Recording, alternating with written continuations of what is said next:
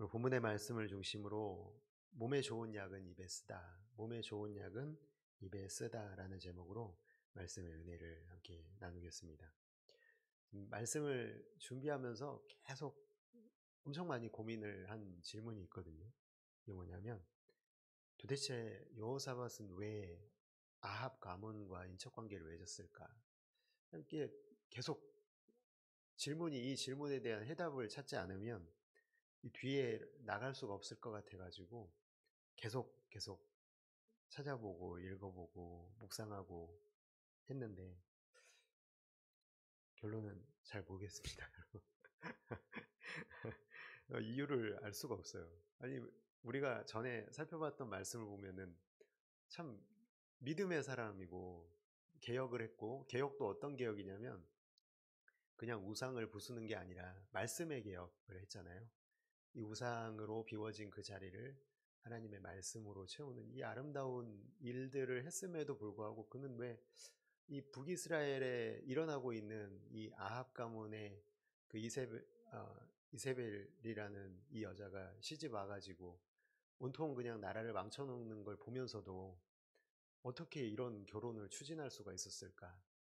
그의 딸 이제 이 아합과 이세벨 사이에 태어난 아달랴를 이제 이 남유다 왕 여호사밧의 아들 여호람과 이제 결혼을 시키잖아요. 도무지 뭐 이유가 뭐지? 계속 생각을 해봐도 도무지 알 수가 없었던 것 같습니다.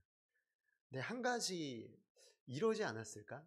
그냥 이거는 제 생각인데 너무 그냥 여호사밧이 신앙에 자신감이 있는 거예요. 이 정도는 그래 뭐 이 아달랴 그 며느리로 들어온 이 여자 내가 충분히 통제할 수 있다. 이거보다 훨씬 중요한 건 이 남유다와 북이스라엘이 평화로운 관계를 맺어서 전쟁을 하지 않는 거다. 이게 더 중요하다라고 생각하지 않았을까? 왜 제가 그런 생각을 하게 됐냐면 예전에 한 자매가 있었는데요. 그 자매가 저한테 그런 얘기를 하는 거예요. 자기가 선교적 사명이 있다. 이게 뭐냐면 믿지 않는 형제를 만나가지고 자기가 결혼을 하고 전도를 하겠다고 얘기를 한 거예요. 너무 위험하지 않습니까, 여러분? 어떻게 자기를 어떻게 믿어요? 우리의 믿음이 얼마나 대단하다고 해도 한 사람의 영혼을 구원하는 것은 하나님께 달린 건데 내가 믿음 좋다고 그 형제를 구원할 거라는 그런 생각을 한다는 자체가 너무너무 위험한 생각이죠. 그래서 고린도후서 6장 14절에 바울이 이렇게 경고하고 있거든요. 너희는 믿지 않는 자와 멍에를 함께 매지 말라. 의와 불법이 어찌 함께하며 빛과 어둠이 어찌 사귀며. 참 이 고린도후서 6장 14절의 말씀이 오늘 이 여호사밧에게 딱 적용되고 있는 것 같아요. 아무리 많은 이득이 있어도 믿지 않는 자와는 멍에를 함께 매지 않아야 되는 것입니다. 근데 결국에는 여호사밧이 어떤 이유인지는 뭐 알 수가 없지만 아합 가문과 멍에를 함께 맴으로 인해서 하마터면 여러분 이 다윗 가문이요 끊어질 위기에 처하기까지 합니다. 나중에 살펴보게 될 것인데요. 정말 위험한 결정이었던 것이죠. 믿음의 사람으로서는 참 내리지 말아야 될 결정을 내림으로 인해서 참 많은 어려움들을 이제 남유다 왕국에 일어나게 되는 것을 보게 될 것입니다. 참 그가 왜 이런 결정을 내렸느냐라는 것도 중요하지만 더 중요한 거는 믿음의 사람들이 항상 흔들릴 수 있다라는 것, 그리고 때로는 잘못된 결정을 내릴 수 있다라는 것. 그래서 항상 우리 하나님 앞에 우리의 믿음에 대한 과신을 하지 않고 우리의 믿음은 내가 믿을 수가 없다. 나는 나 자신을 믿을 수가 없다.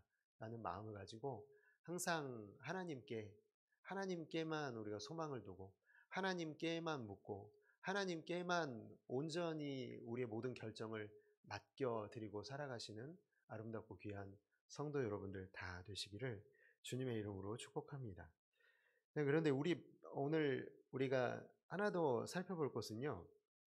결국에는 이제 잘못된 이 연합으로 인해서 잘못된 또 전쟁으로 끌려 들어가고 있는 여호사밧의 모습이 여기에 나타나 있습니다. 이제 아합이 잔치를 열어요.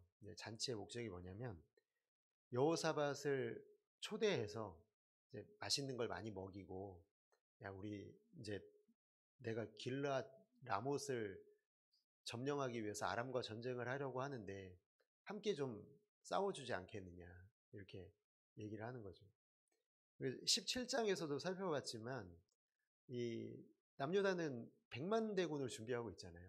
참 이게 또 얼마나 이 북이스라엘 왕 아합에게는 큰 힘이 되겠어요. 야, 인척 관계를 맺었고 남유다가 이제 강성해졌으니까 저들의 힘을 이용해서 이 길르앗 라못을 쉽게 점령할 수 있겠다 싶으니까 이런 전쟁에 함께 하자고 제안을 하는 거죠. 근데 이 제안을 했는데 거절 사실 할 수 있겠습니까? 여러분, 사돈이 와가지고 이렇게 같이 좀 뭐 좀 하자 그러는데 어떻게 안 할 수가 있어요? 이제 거절을 할 수가 없는 것이죠. 근데 여호사밧이 그래도 참 믿음의 사람이라는 것을 알 수 있는 것은 이제 아합의 요청을 승낙하기는 하는데 한 가지 조건을 걸고 있습니다. 역대하 18장 4절의 말씀을 보실까요? 거기 보면은 여호사밧이 또 이스라엘 왕에게 이르되 청하건대 먼저 여호와의 말씀이 어떠하신지 오늘 물어보소서 하더라. 이 말씀을 결혼하기 전에 했어야 되는데 물어봤어야 되는데 지금이라도 하는 게 얼마나 다행인지. 그러니까 이건 4절은 무슨 말씀이죠? 하나님이 예스 하셔야 움직이겠습니다 라는 거예요.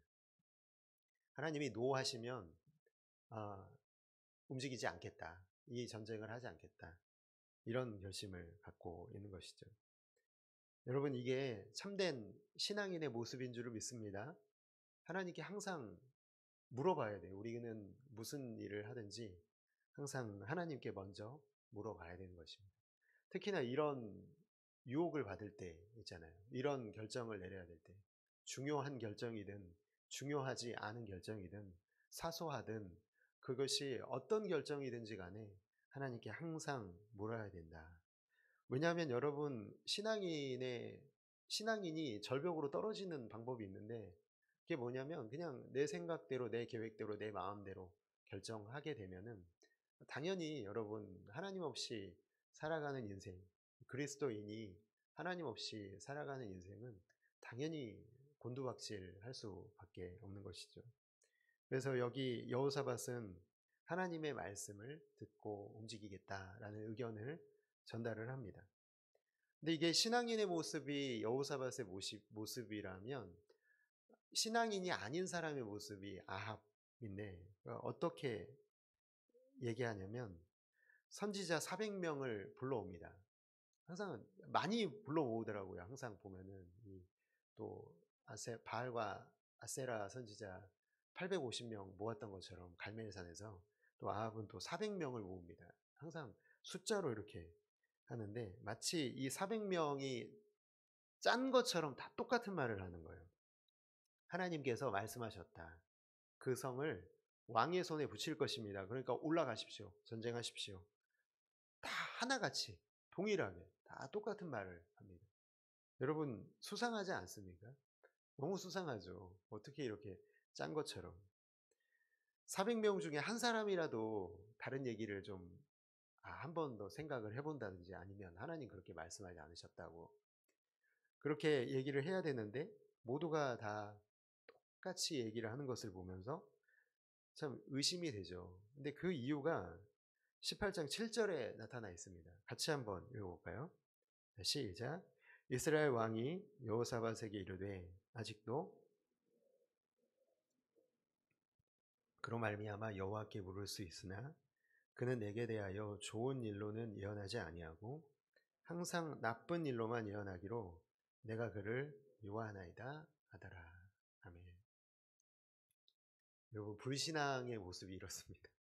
내가 듣기 좋은 말만 듣는 거예요. 내가 듣기 싫으면 안 듣는 겁니다. 그 사람 미워하는 거죠. 하나님의 말씀을 전해도 그게 하나님의 말씀인지 아닌지가 중요하지 않습니다. 그게 내 귀에 얼마나 좋으냐 나쁘냐로 판단하고 있는 모습이 아합에게 나타나고 있다라는 거예요. 미가야라는 사람이 있음에도 불구하고 부르지 않은 이유, 그것은 듣기 좋은 소리를 안 하니까. 아합과 같은 우상 숭배자들, 또 불신앙인들은 그렇습니다. 내 인생의 주인이 하나님이 아니라 난 거예요. 내가 중심이기 때문에 나에게 듣기 좋은 말을 하지 않으면 여러분 듣지 않는 것이죠. 점집에 왜 갑니까, 여러분? 점집에 왜 가죠? 듣기 좋은 얘기를 해주니까 가는 겁니다. 내 인생이 잘 될 것이라는 얘기를, 좋은 점괘를 내주면서 그걸 내가 듣고 싶어 하는 거죠. 여러분, 그런데 하나님께서는 어떻게 하십니까? 우리에게 항상 듣기 좋은 얘기만 해주십니까? 여러분 인생에 항상 하나님 그런 분이셨습니까? 저는 아니었던 것 같아요. 제가 잘못되고 제가 타락한 길로 갈 때마다 하나님 채찍으로 내리치시면서 이 길로 가면 너 죽는다고 경고하시는 분이 하나님이셨던 것을 인생에서 많이 경험했습니다. 여기 계신 우리 성도님들도 다 그런 경험이 있으시죠? 하나님께서 우리에게 하시는 방법은 우리의 귀에 좋은 말만 들려주시는 것이 아니라는 것입니다. 여러분, 제가 18장의 말씀을 이제 살짝 스포를 할 건데요. 미리 좀, 역대하 18장에서 여러분 아합이 죽습니다. 아합이 죽습니다. 너무 재미없으실 것 같은데 미리 말씀을 드리면, 미가야를 통해서 주시는 이 하나님의 경고를 무시했기 때문이죠. 그러니까 이걸 거꾸로 얘기해 보면요, 듣기 싫은 말을 하는 사람을 통해서 하나님이 아합을 살리는 말을 하고 계셨다는 거예요. 아합을 죽이는 말이 아니라 아합이 자기 죽을 자리를 찾아갔다는 거예요. 나에게 듣기 싫은 말을 하니까 나 싫어. 그리고 그렇게 그냥 거부하고 하나님의 경고를 무시하고 달려간 결과, 하나님 분명히 말씀을 너 죽어. 너 이러면 죽어. 라고 경고하시는데도 그 길을 달려간 결과 아합은 결국 죽고 맙니다. 오늘 말씀의 제목이 그래서 뭐였죠? 몸에 좋은 약은 입에 쓰다. 예. 예전에 우리 애들 어렸을 때 약을 먹이는 게 그렇게 힘들었거든요. 왜 그랬을까요? 너무 써요. 그래서 애들이 울면서 안 먹으려고 했던 게 기억이 납니다. 그럴 때 뭐라고 그랬을까요? 너 이 약 안 먹으면 안 나. 너 큰일 나 너. 이렇게 얘기를 했습니다. 너 계속 아프고 싶으면 먹지 말고 낫고 싶으면 먹어. 그랬더니 먹더라고요, 여러분. 살려고 먹더라고요. 여러분, 이걸 받아들이는 마음이 참 복되지 않습니까? 경고라고 하는 것을 받아들이는 것은요, 진짜 복된 겁니다. 사랑하는 성도 여러분, 하나님의 말씀이 때로는 내 마음에 들지 않고 내 마음을 아프게 하는 말씀이라고 할지라도 그 말씀이 나의 귀에 들리고 내가 그 말씀에 순종하는 것, 그게 참 복되다는 겁니다. 오늘 사랑하는 성도 여러분, 그 복을 누리고 계신 것에 대해서 감사하시기를 주님의 이름으로 축복합니다. 말씀이 귀에 들리는 게 진짜 복입니다. 말씀이 귀에 들리지 않는 건 정말 저주입니다. 하나님의 진실한 말씀이 내 마음에 진실되게 전달될 수 있도록 내 마음이 허락하고 있는 것, 성령의 역사입니다. 얼마나 그게 귀한지 모릅니다. 미가의 경고는 이 약 안 먹으면 당신 왕이요 죽습니다. 아합에게 경고했지만 아합이 결국에는 이 약이 입에 쓰다는 이유로 거부하고 죽음을 맞이하죠. 사랑하는 성도 여러분, 하나님의 말씀을 들을 때 항상 이 말씀 꼭 기억하시기 바랍니다. 하나님의 말씀이 내 마음을 아프게 하든, 하나님의 말씀이 내 귀에 달지 않든, 하나님의 말씀이 써서 먹기 싫다라고 생각이 드는 순간도 분명히 있을 겁니다. 내가 지금까지 해왔던 일들을 다 부정해야 될 수도 있고, 하나님의 그 채찍에 맞아서 아프게 될 때도 분명히 있을 겁니다. 그러나 분명한 것은요, 하나님께서 우리의 인생에 주시는 그 모든 말씀은 우리에게 약이 되는 말씀인 줄을 믿습니다. 수술해야 되기 때문에 하나님이 수술하고 계시는 것이고, 약을 먹어야 되기 때문에 낫기 때문에 우리에게 그 말씀을 주시고 계신다. 아프지 않은 수술이 어디 있겠습니까? 쓰지 않은 약이 어디 있겠습니까? 아파야 수술을 받고 나을 수 있으니까, 먹어야 쓰더라도 나을 수 있으니까 먹는 것이고, 그것을 우리가 복으로 받아들일 수만 있다면, 순종으로 받아들이고 하나님 앞에 설 수만 있다면, 사랑하는 성도 여러분, 정말 하나님께서 우리의 인생을 아름답게 만들어 가실 줄을 믿습니다. 항상 하나님의 말씀을 마음에 받아들이고 좋은 얘기만 들으려고 하는 것이 아니라, 하나님의 말씀, 내 마음을 아프게 하는 말씀까지도 아멘으로 받아들이고 오직 하나님의 뜻대로 살아가시는 아름답고 귀한 성도 여러분 모두가 다 되시기를 주님의 이름으로 축복합니다. 들으면